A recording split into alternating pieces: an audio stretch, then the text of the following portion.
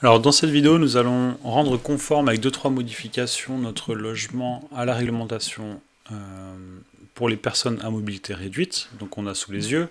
Et ce que cette réglementation nous dit, c'est qu'il faut rendre l'unité de vie habitable pour les personnes notamment en fauteuil, et il faut au moins une chambre ici qui soit accessible, puis ensuite bien sûr la salle de bain, les toilettes, le séjour et la cuisine. Voilà, il s'agit donc des pièces de l'unité de vie. Si on a d'autres chambres dans le projet, nous ne sommes pas obligés de les rendre accessibles. Voilà, il en faut au moins une. Donc on va s'occuper justement de la chambre dans ce cas précis, donc avec notre projet sur Revit. On vient ici voir les indications pour respecter cette réglementation.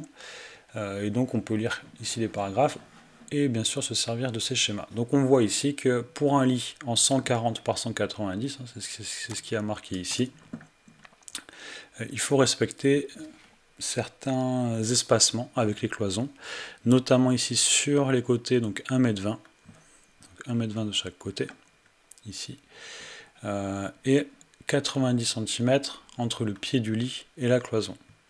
On peut faire autrement, ici dans cet agencement par exemple, on a 1,20 m au pied du lit et 90 cm sur les côtés. Donc nous on va partir sur ce cas-là, donc 1,20 m de chaque côté et 90 cm au pied du lit. Je vais repartir ici dans Revit. Voilà. Et donc on veut respecter ici un espacement d'1,20 m entre ce mur extérieur là et le lit. Donc pour cela, on va venir ici donc dans l'onglet Annoter, qui est ici, et on va simplement tracer un trait d'1,20 m. Donc pour tracer ce trait, je viens dans Annoter, ligne de détail, je clique dessus. Alors là, je l'ai perdu, donc je viens dans l'onglet vert qui est ici, et je vais tracer un trait ici, donc d'1,20 m. Voilà, donc 1,2. Et maintenant, je peux déplacer mon lit. Donc pour le déplacer, je clique dessus, j'utilise l'outil déplacer. Je viens prendre ici un point de repère, donc on peut le prendre dans l'alignement du trait qu'on vient de faire. Voilà. Et vous voyez, je viens de déplacer mon lit sur la pointe du trait. Voilà, comme ça, je sais que mon lit maintenant, il est à 1,20 m du mur. Donc cette ligne était temporaire, c'était simplement pour déplacer le lit, donc je peux la supprimer. Ensuite, si on revient ici, on regarde, donc au pied du lit, il nous faut 90 cm. Donc je vais reprendre une ligne de détail ici, et on nous dit 90 cm. Donc là je suis à 72, je fais 0,9, entrée, et j'ai 90 cm ici. Donc ça veut dire qu'en fait j'ai un espace restant. Donc il faut savoir que toutes ces cotes-là sont minimales. Bien sûr, si on veut faire un logement plus confortable, on va aller au-delà de ces cotes, c'est-à-dire par exemple laisser 1,40 m ici sur le bord du lit ou 1,50 m, ici on peut laisser 1 m, 1,20 m, enfin peu importe comme on veut, je pense que vous avez compris, il s'agit bien de cotes minimales. Donc ici par exemple, entre le lit et la cloison, donc je vais utiliser l'outil mesurer, ici, j'ai 1,40 m au lieu de 90 cm. Donc ce que je peux faire, c'est simplement déplacer ma cloison, ici, donc soit avec les flèches du clavier, voilà, sinon je peux aussi le faire avec la souris. Alors il faut que je fasse attention parce que ici j'ai une baie vitrée, donc je vais la déplacer un petit peu, voilà, et je vais me mettre ici, alors là, voilà. Donc là c'était pour symboliser 1 mètre au pied du lit, et je vais me mettre ici, pardon, voilà, et je vais me mettre à 1 mètre, voilà, comme ça je laisse 1 mètre ici d'écart au lieu des 0,90, donc je vais au-delà de la réglementation, mais c'est tant mieux, la personne aura plus de place pour se déplacer avec le fauteuil. Voilà. Et après ici on voit qu'on a largement la place, on a beaucoup plus, 1,20 m, on a 2,08 m. Par contre, peut-être qu'ici, je vais prévoir un placard. Donc au final, peut-être qu'on n'aura pas... Alors mince. Si vous voyez, si je prends 1,20 m, j'arrive ici, et je vais le symboliser ici par une ligne. Voilà. Voilà. Ça c'est mes 1,20 m, et après je peux avoir un placard ici, donc je ne vais pas non plus être si large que ça. Donc ça, je vais supprimer. Voilà. Et sur la réglementation, on a vu autre chose. C'est qu'il nous faut ce cercle ici, là, de 1,50 m de diamètre. Voilà. Donc c'est un espace libre en fait qui permet des manœuvres pour la personne en fauteuil ici, notamment faire demi-tour par exemple. Donc il va falloir aussi prévoir cet espace quelque part dans notre chambre. Donc pour symboliser cet espace, je vais non pas utiliser cette fois une ligne de détail, je vais utiliser une zone ici. Et je vais prendre le cercle. Voilà, je vais dessiner mon cercle. Donc là, c'est le rayon d'1,50 m de diamètre, c'est 0,75. Donc j'appuie sur Entrée. J'appuie 2 fois sur Échappe. Je sélectionne mon cercle et je vais le mettre ici, donc en style de ligne. Je vais le mettre en démoli. Alors c'est simplement pour avoir ici un trait discontinu. Voilà. Je vais cliquer ici sur Terminer la modification. Et je me retrouve maintenant sur mon plan avec ici un rond, enfin un disque poché en noir, c'est-à-dire rempli en noir. Ça me plaît pas trop moi, parce que c'est trop foncé. Donc je vais le sélectionner. Ici je vais faire modifier le type. On voit qu'on a ici un type qui est opaque noir, donc je vais dupliquer ce type là. Et je vais l'appeler opaque par exemple bleu. Voilà. Et maintenant je vais changer sa couleur de remplissage, donc je vais mettre une couleur assez claire. Voilà, à peu près comme ça. Je pense que ça devrait aller, donc je vais faire OK. Vous pouvez reprendre ici la même couleur en copiant les codes rouge vers bleu, si vous le souhaitez. Je vais faire OK, OK. Voilà, et maintenant j'ai un cercle ici qui est un peu moins visible que s'il avait été rempli en noir. Et on voit ici qu'on a la place donc de manœuvrer.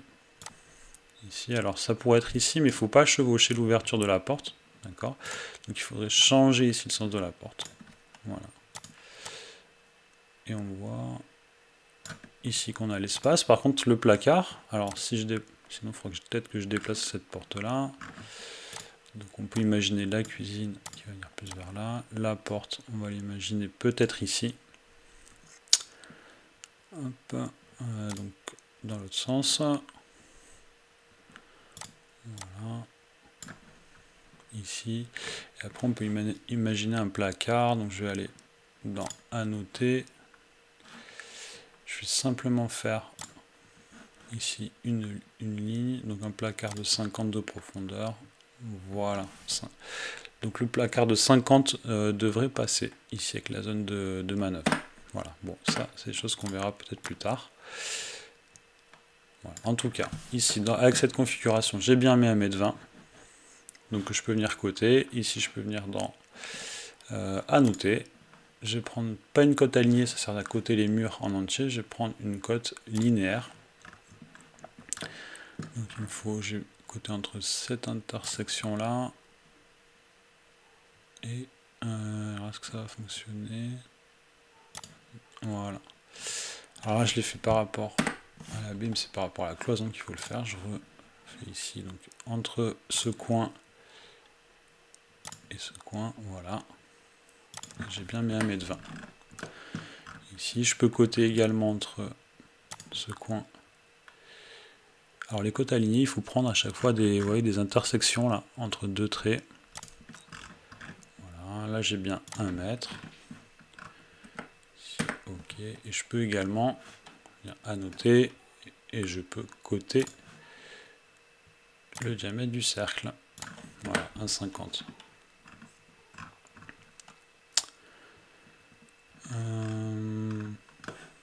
Ok, donc ça c'était pour la chambre. Maintenant on va s'occuper ici de la partie, donc c'est un petit peu plus compliqué avec les toilettes et la douche notamment. Donc avant ça, on va regarder une petite vidéo pour voir comment se passe le transfert d'une personne en fait qui est sur un fauteuil sur les toilettes. Voilà, donc on regarde la vidéo ensemble, je vais la lancer de suite. On revient après sur Revit pour faire les adaptations.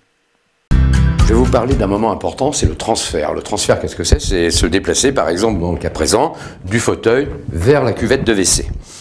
Donc, qu'est-ce que je vais faire? Alors, en premier, je vais lever mon accoudoir, évidemment, pour pouvoir passer, freiner mes roues, pour stabiliser le fauteuil, et puis là, c'est parti. Donc, je précise, j'ai pas l'usage de mes jambes, et également pas l'usage de mes abdos. Alors donc pas d'abdos, hein, ça veut dire, attention, je peux tomber en avant ou sur les côtés. Bon, je me retiens, et puis là, crac, je vais chercher cette barre.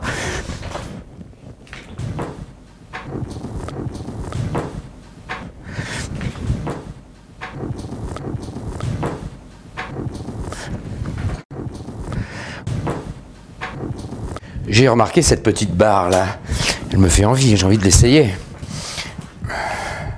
Voilà, je pousse mon fauteuil. Je la descends. Ah, parfait. Là, je me restabilise. Voilà. Bon. Maintenant, c'est pas le tout. Hein. Hop, il faut se retransférer. Alors, cette fois, de la cuvette vers le fauteuil. Hop. On refreine. On refreine. Et puis là, c'est parti à nouveau. Alors là, remarquez, hein, vous voyez, je suis gêné par la roue, et qu'est-ce que je serais ravi si je pouvais reculer mon fauteuil un petit peu plus. Hein. Là, je suis embuté.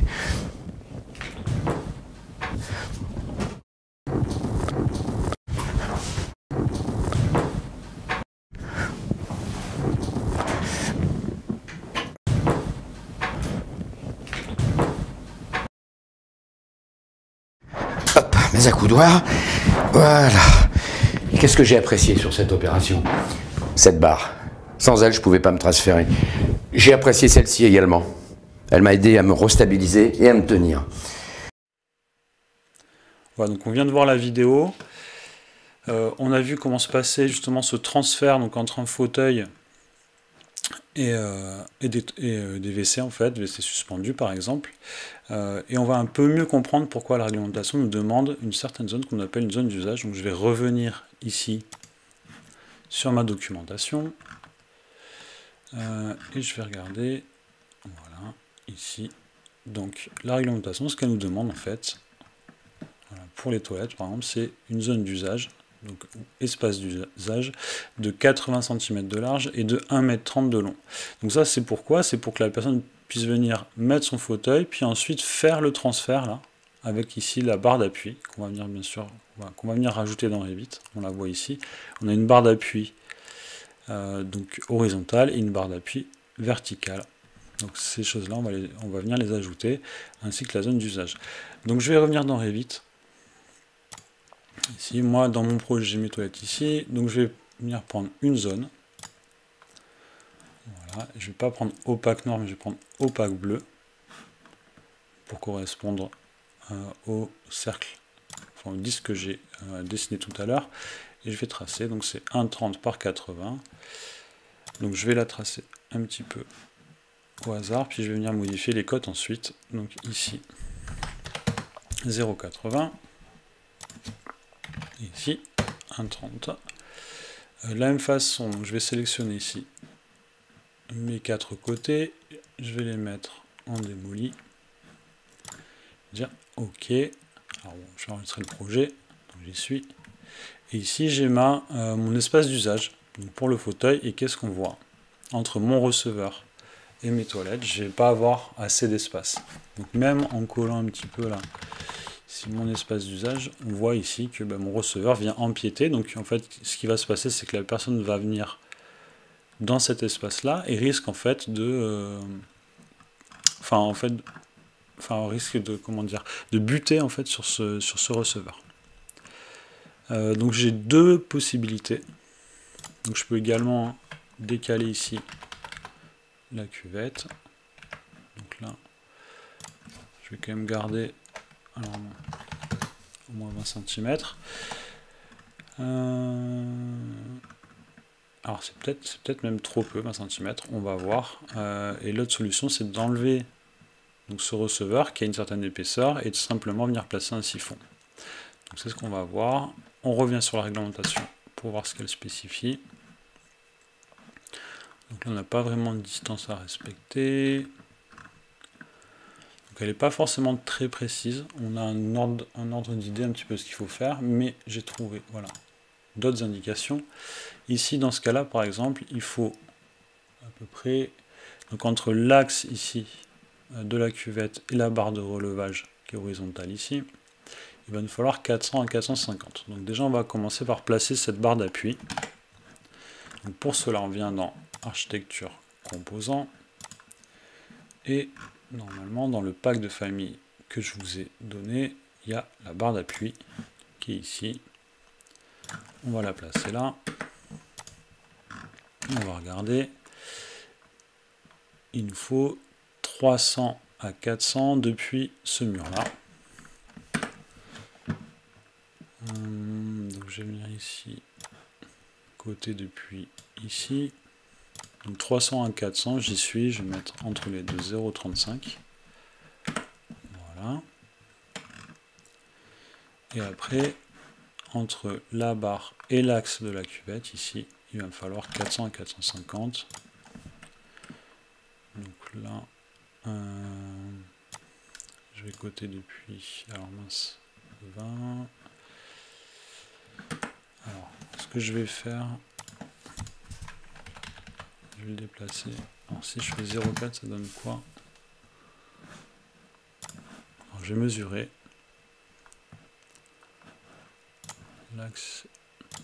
Donc là j'ai 400 ici, mais c'est depuis la barre. Donc je vais venir dans Annoter, je vais prendre une cote linéaire et je vais coter. Alors est-ce que je peux coter entre les deux? Non, je vais pas pouvoir non plus. Donc, simplement, je vais regarder. Donc entre l'axe ici et ici, j'ai 31 cm à peu près. Et moi, il me faut au moins 40 cm. Donc il faut que je décale ici de 9. Voilà.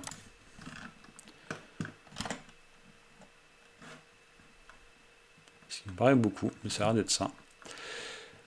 Ensuite, il va nous falloir la barre relevable ici, là. Donc, de la même façon, je viens dans Architecture, Composants. Je vais l'avoir quelque part. Voilà. Donc, bon, ça s'appelle barre pour serviette. Dans la réalité, c'est pas une vraie barre relevable pour personnes à mobilité réduite, mais pour le plan, ça suffira. Donc, je vais faire la barre espace et je vais venir la positionner. Donc là, on vient mesurer entre cette barre. Alors, je vais revenir ici. Voilà.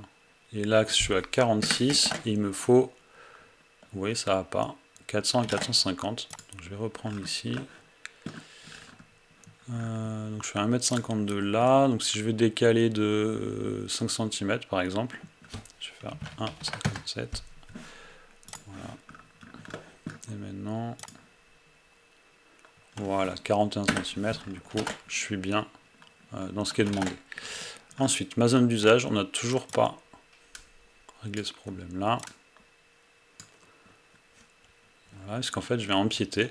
Donc là, le plus facile, certainement, ça va être d'enlever ce receveur. De toute manière, généralement, ce qu'on fait, c'est plutôt, on vient mettre un siphon ici. Donc, on vient dans Composants. Et on doit avoir quelque part un siphon. Donc, j'ai les sièges de douche, mais ça, je vais m'en servir après. Voilà, siphon. Alors, j'ai ce siphon-là.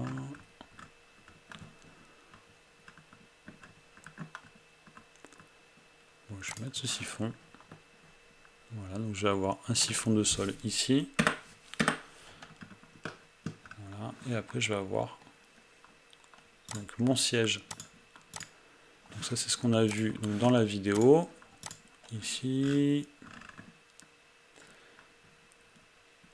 Voilà, le siège de douche. Donc le siège de douche, je peux le mettre par exemple ici. Alors,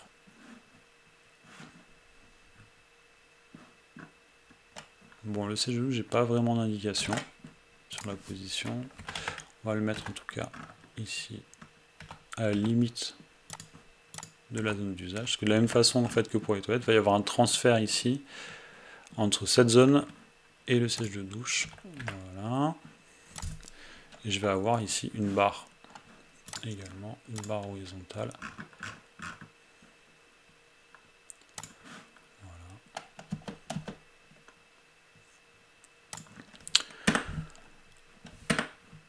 Alors, je vais bien en 3D. Voilà, donc ça me donne ça. Je vais revenir ici. Alors là, j'ai une barre qui était noyée dans le mur. Ok.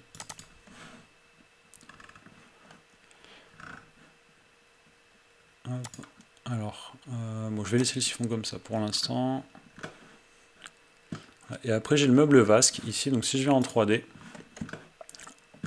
alors, je sais pas si on va bien le voir. Je vais peut-être, voilà, si on masque ça, on voit en fait qu'on n'a pas de meuble. Alors, souvent dans les salles de bain, peut-être chez vous, vous avez la vasque et vous avez un meuble vasque en dessous pour ranger peut-être des grandes toilettes, je sais pas.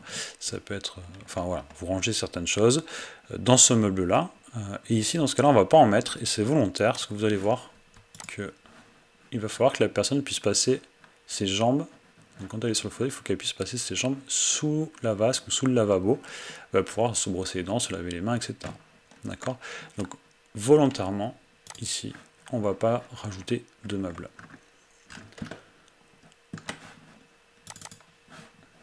Voilà, et donc il y a une autre chose à respecter ici.